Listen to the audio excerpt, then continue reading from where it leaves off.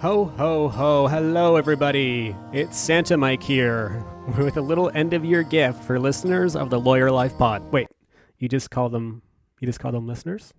Yeah. You don't have like a cool podcast? No. Listen, like Lawyer Life Podsters? You could... No? LL Podlings? No? No. Oh, okay. I guess listeners is good. Anyway, friend of the pod, Sarah Robertson, has offered a 20% discount on Lime Horse's online CPD courses. As we mentioned in past episodes of the pod, Sarah's work at Lime Horse uses tech to give lawyers human-centered skills like mindfulness and emotional intelligence. Her courses are great. Many are backed by neuroscience and organizational development tools and feature several interactive lessons to help you earn your professionalism CPD how and when you want. Just visit limehorse.com and use the coupon code LawyerLifePod for a 20% discount at checkout.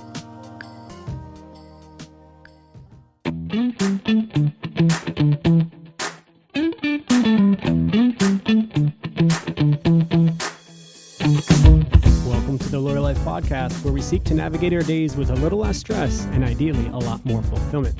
In this season 4, we focus on big ideas that will change our profession. And on today's episode, we look back at the year 2020. We're asking ourselves, what the hell was that? No, wait. We're asking ourselves if our year could be measured by those we spent time with. I'm Mike Anderson. And I'm Darlene Tonelli. 2020. 2020. How do you recap 2020? I hope you have a good plan. Well, I have to say, part of my plan was to make a hindsight is 2020 joke. Good. Okay. Yeah. Check. Okay. Thank you. That was on my list. The plan for today, as we do this is our third calendar year of creating this podcast and sending it out to the masses. And to those masses, thank you for always listening.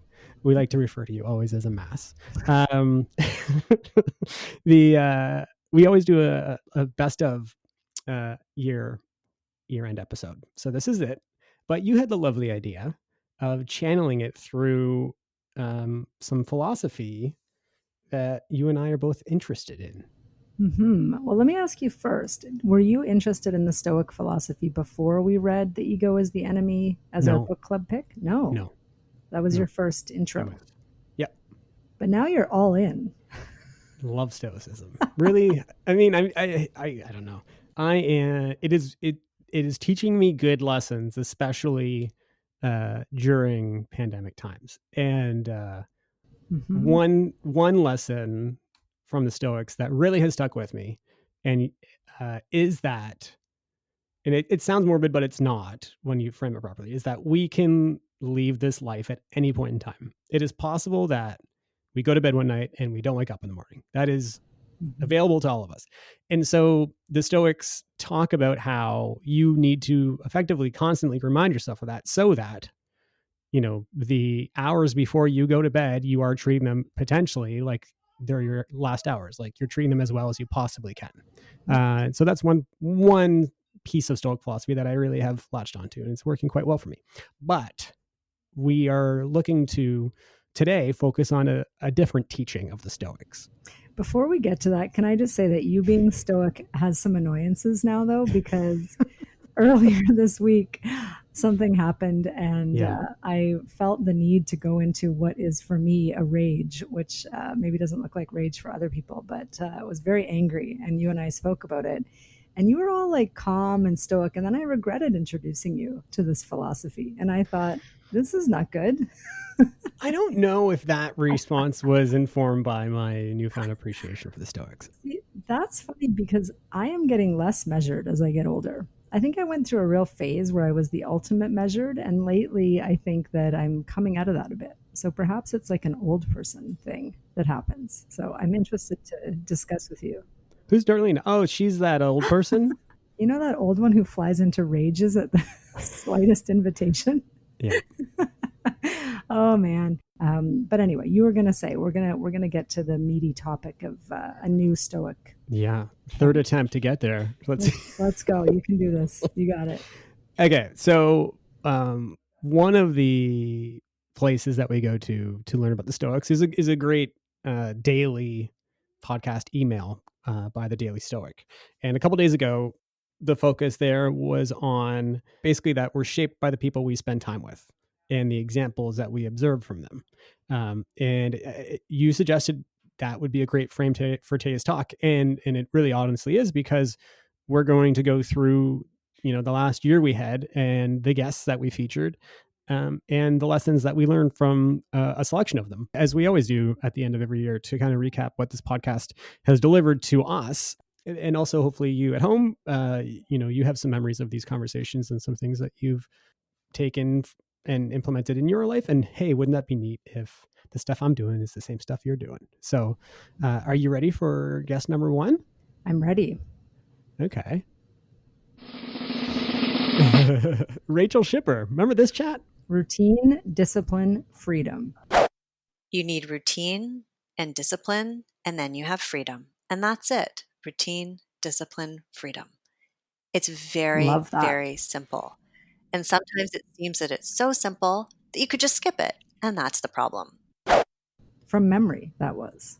That's very good.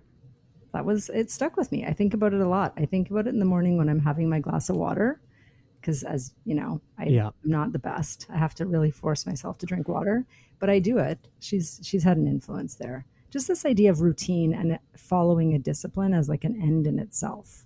That was her concept, and I found that helpful. What did you take away from it? So I think about her every morning as well, because because I continue to eat the same breakfast every morning, basically, which is a berry bowl with some yogurt and oats in it.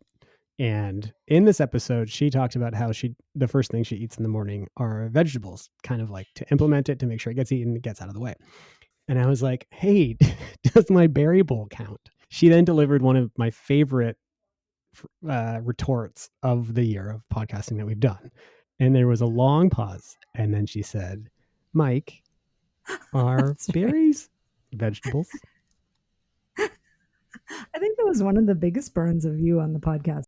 I do mixed berries, like blueberries, blackberries, raspberries, strawberries, every morning before noon. Does that count? Well, as veggies? I'm going to ask you, Mike, are those veggies? No, but they have great. I don't burn you very often. It's not my thing, but yeah, that's good. And it was memorable for you. Although I haven't changed my practices at all. I have smoothies from time to time, but the berry bowl is still the go-to. So Rachel, I'm sorry. But yes, she talked about drinking water, having your veggies, taking some supplements that work for you, moving and training your mind. And really looking at where we were headed, hindsight is 2020. But these are great things to be practicing in these difficult times when there's so much stress, anxiety, and lack of options for physical activity, all that sort of stuff that we're faced with. Our quarantining and isolating. And okay, here's can I ask you a quiz question before we move on? Mm-hmm. So we talked about kale in our episode with Rachel. Can you name at least one other episode where we talked about kale? We talked about kale with Aaron Gerstenzang. Ding, ding, ding, ding, ding, ding, ding. Okay, I win. Good. What do I win? Nothing. Some kale. My ongoing respect and admiration. Kale from Mike's garden? No, next year. Oh my God. That's what we talked about with Erin, because Erin is a lawyer in Atlanta, Georgia, and she was speaking to us. We were in a blizzard and she was growing kale in the hot sunshine. And that was very interesting to us. Mm-hmm. We discussed it. But bigger picture, I think what I remember about the Erin discussion was the way that she is just so great at using her position of privilege and just her entrepreneurial get up and go, I guess, if I could call it that, to help other people and lift people up and widen her circle all the time. That was my memory of our interview. As well, her conversation about leveraging your privilege to help folks that are marginalized also was a kind of rang true, and especially was important as we went further into 2020 with the Black Lives Movement matter really coming to the fore and being, the thing people were thinking about most. All of us on some level have privilege. And I know that I've benefited from opportunities that I didn't earn, that it was nepotism because I knew these lawyers around the country. They were willing to help me because other people other than me or something I hadn't necessarily earned. But I know how much that's pushed my career along by being given the opportunity and being able to sort of meet those expectations. So the best thing you can do with that privilege is to try to use it and amplify the voices of people who maybe haven't had that privilege. A little bit for me, this is about making sure if there's a way to be helpful, I continue to now see the value in growing that. There is a very strong, cool circle of women and men in Atlanta that are doing very forward-thinking stuff on the legal tech side. That's how I first met Aaron. But, Atlanta and Georgia became very important politically later this year. And that was something that I really noticed kind of from interacting with Erin and seeing what she was up to, and just this culture of really progressive political action and neat things going on in Georgia. Georgia on my mind. Okay. What's next? Then lockdown happened, right? And our first guest, our obvious go-to, was our dear friend of the pod, Miss Sarah Robertson.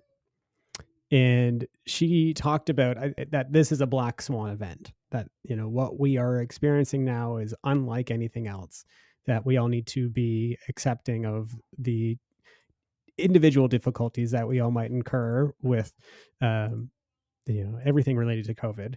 And she gave us some lovely tips and skills to get through it.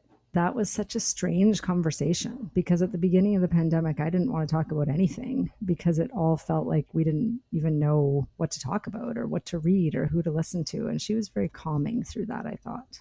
Isn't that her way? Yeah, it is. Yeah. We're grieving. We're grieving, our normalcy to an extent. And so, we may have periods of feeling fine, followed by periods of, overwhelm or, periods of depression or feeling fatigued, and that is both normal and expected and okay. And trying not to judge what we're experiencing right now, and understanding that, the only way out of this is through. It is like it is a grieving process that we need to make our way through what's happening. And that's challenging too, because it's changing as rapidly as our emotions are. On this note, have you found that your practices, whether it be meditation, breathing, all that sort of stuff, are you better at it now than you were pre-pandemic? Are you the same? Are you worse? Where are you at on that? Better on all fronts, but not throughout the pandemic. Uh-huh. At the moment, better. Yeah. The one thing that I've really noticed is noticing. I'm very aware of, you can't distract. There's no distractions right now. So I'm aware of where my feelings are, so I can deal with them, as opposed to before. I think I was just kind of too busy sometimes to even notice how I felt. And then I would kind of not be doing the right things. And right now, I think that managing state of mind is top of mind. I mean, for lack of a better word, I think about it actively all the time because it's actually a lot harder to do. And there's nothing else to do. So might as well manage your state of mind. I don't know. Do you feel that way? I do. I have, and again, not consistently, and it hasn't been like a, straight line upward on this front. But right now, I agree with you that these set months have really forced an awareness of how I'm doing mentally. There's more of an imperative to try to keep yourself right. I don't know than before, whether it's you're busy or at least there's different stuff going on. So there's a diversity of experience that maybe your brain likes. I don't know. I think it's outlets. That's a good way to put it. Ways to kind of, people often say you sort of come to really know yourself when you are just with yourself. And that's kind of what it's like. No offense to the family, they're here too, but it's been if you take a wide circle of life pre-pandemic, it's a very small circle of life now. Yeah, totally. I agree. So I am meditating now more than I ever have, certainly, and feel that good effect. Me too. And Sarah Robertson would be so impressed with us. Definitely, this is the year that I've meditated the most of any year of my life, for sure. Yeah. And I think it's because of that, it's harder to manage that, the mental stuff going on without that as a tool. And also mindfulness is becoming a very, people understand the benefits. And I think I understand them better than ever before. Yeah, I think it's also, I'm just realizing it is exactly what you said. Whereas like before, let's say that like it was 2 p.m. during a work day and I was kind of up against a wall. Before it would be like if I was in office, saying to somebody, hey, let's go grab a coffee, and getting a bit of a social experience and, getting up from the seat and whatever. That's good. Now, if I'm hitting a wall at 2:00, I do sometimes just be like, okay, I'll go meditate for 20 minutes. And that's not really as available to a lot of folks who are in like a real office environment. I know some people have like meditation rooms or whatever, a few offices have that, but it's still kind of weird and not as comfortable as certainly like just being at home and doing it. So maybe it is like a unique opportunity to try to bring some of the stuff into your life. And I do often feel after I do that, would you rather have a lawyer that's been like working 11 hours straight and now going onto your file? Or would you rather have a lawyer that just meditated for 20 minutes and gets onto your file?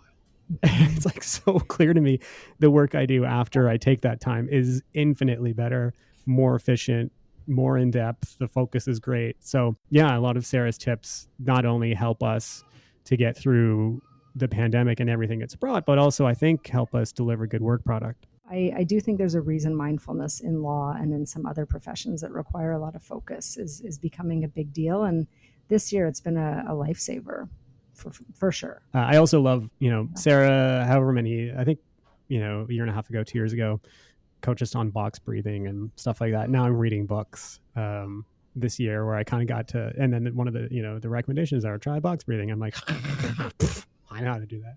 I'm on it. Exactly. I've been box breathing since 2018. Yeah, totally true. Exactly. Maybe 19. I don't know. Anyway, okay. Well, this is good. Who's next on your list? They were our friends, our peers, our associates, Vivian Long and Chris Sands. And also me. I guess I was also kind of a guest on this one because we worked on some stuff together, the three of us, to discuss what are the the best solves for in-house legal problems. And the thing that I found as we worked on the top 5 list together, I'm still, wet behind the ears, I guess, in the profession a little bit, especially compared to Vivian and Chris. And I was really, it made me feel good that the 5 things I listed were the same as that they listed, that the thoughts I had on in-house life were affirmed by what they had seen as well, and that the solutions actually are common and implementable. And so it's a good episode, I think, if you work in an in-house environment or really any office environment and you want to try to find some ways to solve some common problems. Yeah, and that was sort of our first toe in the water of talking about our substantive work, because the point of this podcast has always been to help improve the profession and give back and, just generally improve the types of conversations that we're having about lawyers and what it's like to be a lawyer. And we don't really dive into the specifics of our work that often. So that was a fun one for that reason. And I think interesting for the team members to join us on the podcast. Yeah. We should get more of that next year. We did enjoy doing that. I did enjoy doing that. And then one of my favorite episodes of the year, one of the ones we've got great feedback on, one that you can get EDI hours if you are an Ontario lawyer. If you listen to, we had a great talk with Hadia Roderique, which was obviously so important for a number of reasons: the timing, the subject matter, the opportunity to learn from Hadia and her great experience. You can grow from saying the wrong thing, then having a discussion about it, learning what the right thing is, and not doing that again. So you are going to mess up in your anti-racist journey. Everybody's going to mess up. No one's perfect. No one got on a bike when they were 5 and was immediately Clara Hughes. Even Clara Hughes wasn't Clara Hughes when she was 5. But you're not going to get anywhere if you don't move. It's like if you can either choose to tread water in the middle of the lake, or you can choose to swim, and swimming's going to be hard, but it's going to be worth it. Your muscles are going to get stronger. You're going to become a better swimmer. So I think that is the best option. And another thing is, I think when it comes to equality, there is this sensation that people think that they're going to be losing something. But what do you lose when less people get shot by the cops? Like what is the loss to you if we have equality, if we have less police brutality against Black bodies? It's not like we're trying to drag people down to the way that Black people are treated. We're trying to lift everybody up to the same place. So why do you feel like it's a loss for other people to be treated with the same humanity that you get? That's something I'd like people to think about and reflect on. One of the things that we should take away most from the year that we had when we talk about time we spent with people is that now is the time where folks of privilege need to open up their eyes and ears to what actually is going on for folks that are marginalized and don't have that same privilege that we do. And to be not just not racist, but to be actively anti-racist, and to try to see times where somebody is being treated unfairly, point them out, and try to remedy that problem while using your privilege and not just hoping and praying that the person who's incurring the poor treatment can find a way to deal with it. And this episode, I think, pairs quite well, and that's why we did the repost of an episode from last year with Catherine, our lovely friend of the pod. And she had similar guidance and advice about actually noticing how small things can make a really big difference when it comes to belonging in a workplace and in a community and otherwise. So 2 great resources, both you can get EDI credits, as I mentioned, if you are an Ontario lawyer. And I just am so grateful for Hadia for hopping on and having that conversation with us. One of the things that was so great about that discussion is that she wrote a very important article called Black on Bay Street. And I really was interested in her perspective as to what had changed. And it was really timely with the summer that we had with George Floyd, with Black Lives Matter.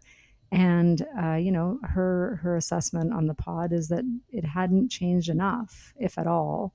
And I think that I have thought of that many times as I've been trying to deal with, grappling with where diversity comes up in our practice, where it can be improved. And I've noticed a lot, like diversity is a active thing, right? It's like people say that love is a verb, like diversity is actually a verb, or like making your workplace diverse has a lot to do with it. It's sort of like not asking the person who always speaks first to always speak first, or like it's this active awareness that I've been sort of trained on, I guess, from talking to Hadia and Catherine Chang.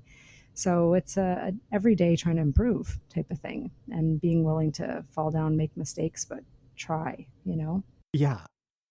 Speaking of impactful appearances, then next in terms of guests on the pod was Judah Straczynski. Yeah, as you run down these episodes, a number of them have achieved, I guess, at least for me, the purpose that we set out with, which was to leave a couple of helpful tips that will improve your practice overall, right? Like not just in the office, outside the office, but yeah, Judah was great. Just reminding lawyers about, diligent investigation of a file and checklists so that you make fewer mistakes that are easily avoidable. And all you need. So anyway, thanks, Judah. And I also have to say, I am very proud of myself for constantly pronouncing his last name properly. It is good. It is not an easy one. I love it. Anyway. Good. Next is my dear old friend, and I guess your friend now, 2 episodes in, is Lily Cooden, new mother at the time. She was so great to come. I think her baby was 7 weeks old when we did that. And that is one of the episodes I refer people to most often, because I get a lot of questions about being a mom with kids. And often those questions come to me from people who are still practicing in a traditional firm. And I think I can give them my perspective, but I am not practicing in a big firm, in a bureaucratic structure.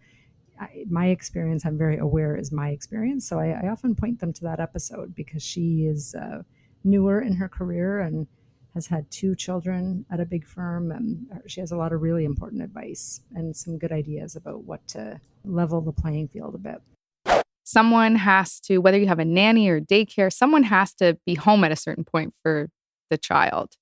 And I've had female friends say, I asked my husband to go home and, go do daycare pickup that day. And he said to me, I can't. It's acceptable for you to leave at 5:30 to be at daycare by 6, but it's not acceptable for me to do that.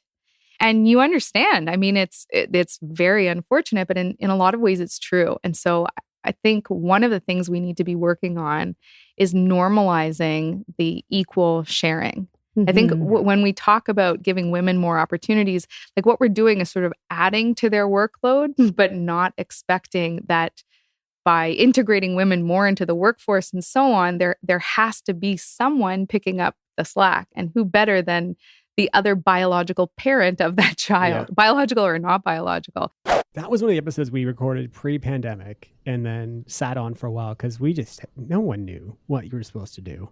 We thank Lily for hanging in with us until we posted that episode, which it was still perfectly on point, especially in the thick of parenting. Yeah. And it became more all on that point. during the pandemic. Really? It did. Yeah. It did through the pandemic. I realized, so looking back at the year, in terms of hours billed or hours worked, whatever, the busiest I was this year was in the month of May when we were still in the thick of it. And my wife and I were switching half days parenting the kids. I don't know how I got through that month. That seems insane to me looking back now, to be the busiest I've ever been while also only working half days more or less and then into the evening to make up for it for a whole month. Isn't that like, do you have moments where you're looking back and thinking how was that a thing? I don't know why, but I don't really remember how we lack of sleep is why you don't remember. Lack of sleep is not I always kind of have a lack of sleep. But I felt like it was a lot of just kind of doing what had to be done, just doing it in the moment, very present. Yeah. Yeah. So yeah, crazy. Then there was Mike Whalen, who is like how would you define it? Like online voices of, evolving the legal profession? He's just so out there. He's sort of an online, he calls himself a nerd impresario, which actually is not a terrible name he's sort of an ambassador for us, making contracts interesting, talking about law firms interesting. I enjoyed that interview a lot and the book a lot. Which I was made fun of on the episode, to be clear. Yeah. And it should be said that you just appeared with Mike in a episode of Contract Takedown, which is very much worth watching, where you tear up the Salesforce SaaS agreement. And it was great. It's so people should check that out.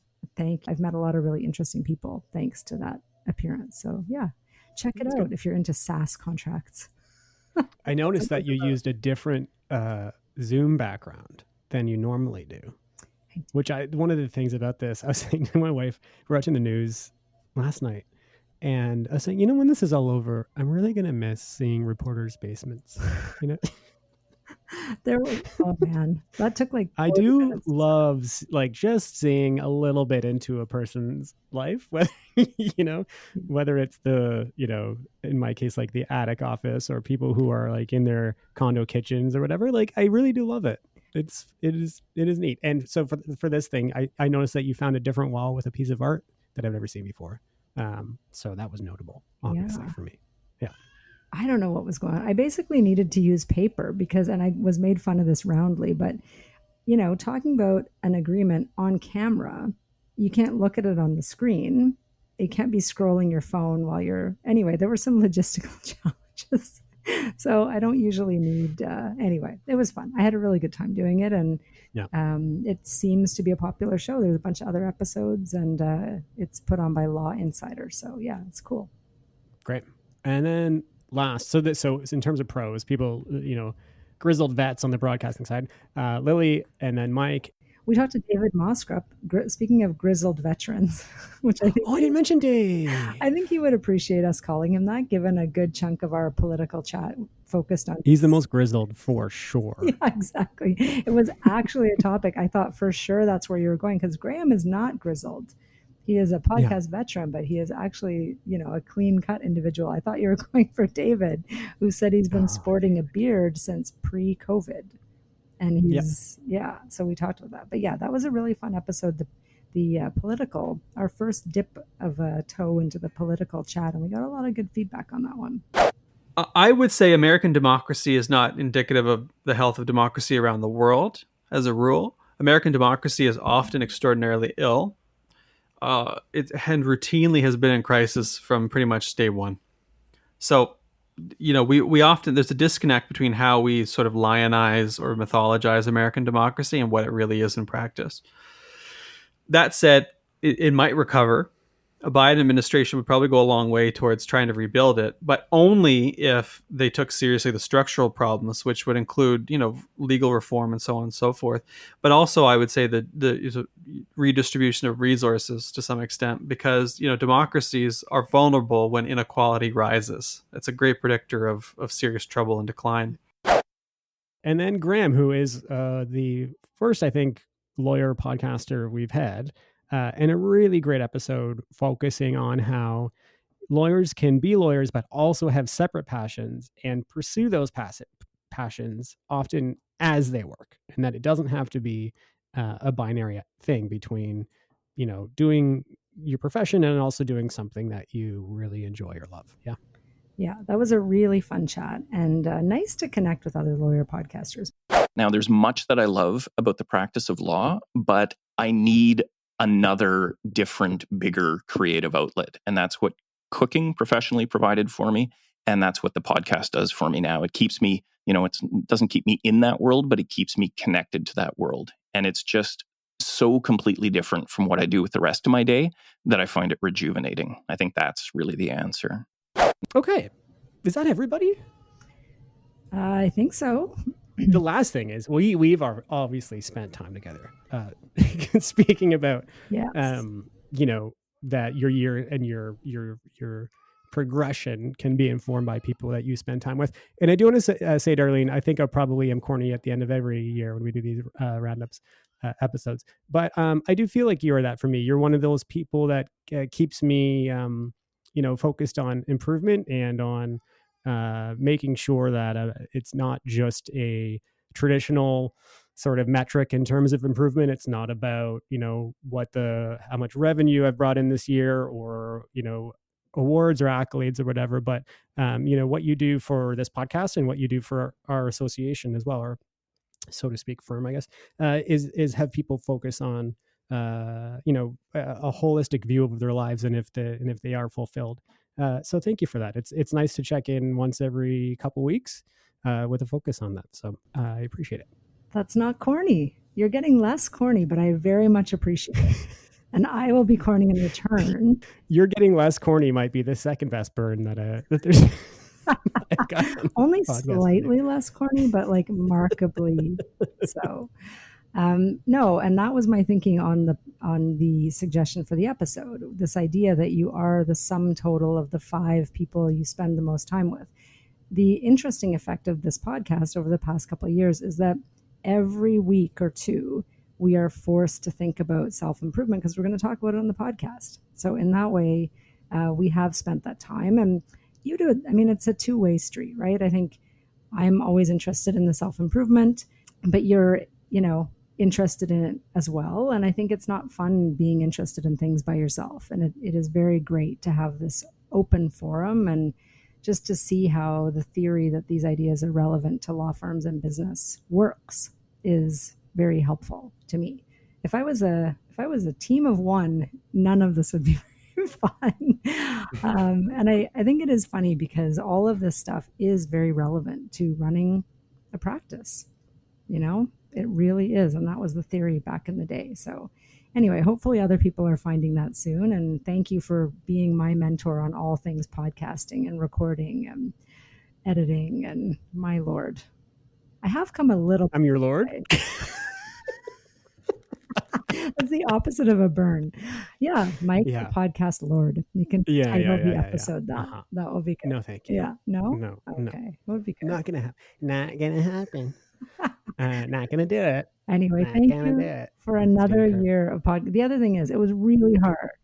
It was really hard to broadcast during COVID and to find the time and make sure that we did it. And I think the fact that we're still doing it is a testament to the fact that we see value, and hopefully other people do as well. Yeah, for sure. And speaking of routine, great segue. We're going to take a break and come back with our goods and grapes.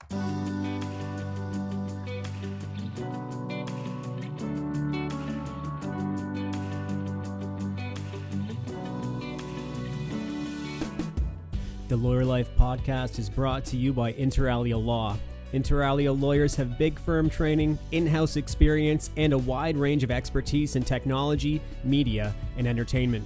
Our advice is business-focused, speedy, and practical. To learn more, visit interalialaw.com. That's INTERALIA-law.com. And we are back with our goods and gripes. Goods are things we want to promote and support, and gripes are things that annoy us. I have a gripe. Okay. It's not the one you think. My gripe is when trying to thank someone cornily for all that they do as your co-host on the podcast, you get all choked up and need to be edited.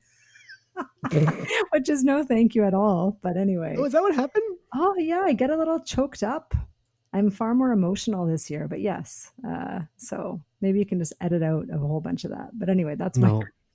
Not the other gripe. There was a joke. It's emo Darlene. Yeah, emo. That's right. Mm-hmm. Yeah, I was really into emo. You can start with a good, though. I just had to get the gripe out of there straight away. Yeah. My good is Home Alone, the movie. Oh, yeah. What a fantastic. It's just so fantastic. It's truly fantastic. It's fantastic. Good gracious. Kevin's dad is such a terrible piece of crap. Ugh. Useless. He's so useless. We just watched Home Alone 2 last night. Picture your kid being lost last year and being at an airport, and you're trying to get your kid to hurry up, and you run ahead of them before you get to the gate. What kind of person? You'd like Kevin's backpack dad? them in the second trip to the airport. Yeah. No, I love it. Is that a John Hughes movie? Am I? Yeah. Yeah. Okay. Well, he wrote it, and then I think Chris Columbus directed it. Right. Got you. That's a very solid movie. I've seen that movie many, many times. Yeah. Great film. Lovely. Love it. Okay. Yeah. It was his greatest commercial success. Yeah. Huge movie. Mm-hmm. I have my good. I don't know if you're following this. Are you watching this drum battle between Nandi, I think her name is Nandi Bushell, and Dave Grohl on YouTube? You watching Is she this? the little kid? She's the kid. She's 10.